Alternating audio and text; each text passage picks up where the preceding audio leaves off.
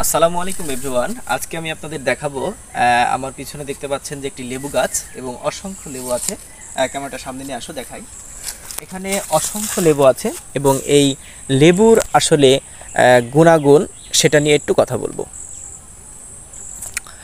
এই লেবুর বেশ কয়েকটি দিক রয়েছে। একটি দিক ক্ষতিকর দিক, একটি দিক হচ্ছে উপকার বা উপকারী দিক। ভিটামিন সি রয়েছে এবং লেবুতে রয়েছে সাইট্রিক অ্যাসিড। সুতরাং লেবু যেমন আমাদের দেহের জন্য ভিটামিন সি এর চাহিদা পূরণ করতে পারে, তেমনি এর ক্ষতিকর দিকও রয়েছে।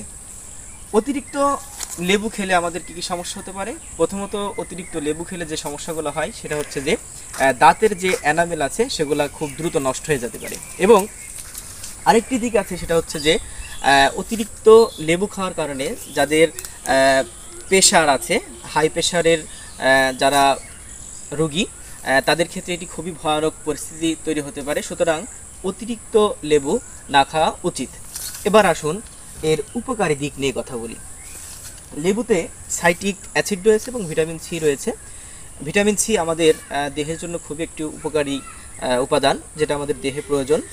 সুতরাং লেবু থেকে আমরা ভিটামিন সি পেতে পারি। এবং লেবু যদি আমরা খাই তাহলে আমাদের যাদের মেদ বা ভুঁড়ি, এটা খুব দ্রুত সহজেই কমে যেতে পারে। এবং যাদের কিডনিতে পাথর রয়েছে এবং এই পাথর দীর্ঘদিনের চিকিৎসার পরেও যেটা ভালো হতে চায় না, সেখান থেকে আমরা যদি এই লেবু খাই তাহলে খুব দ্রুতই ভালো হতে পারে।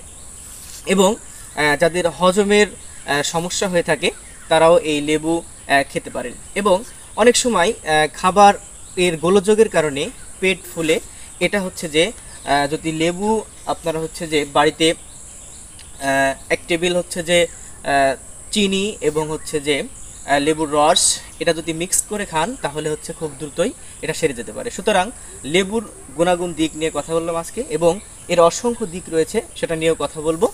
আজকে এই পর্যন্তই। ধন্যবাদ। আসসালামু